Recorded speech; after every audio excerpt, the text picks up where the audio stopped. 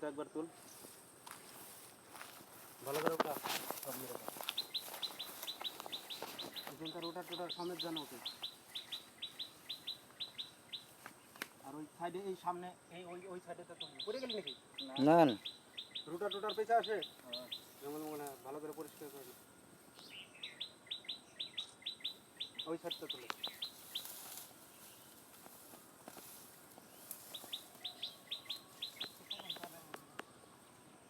শালা তুইও তো এনে জমিতে আসলি এবার মানা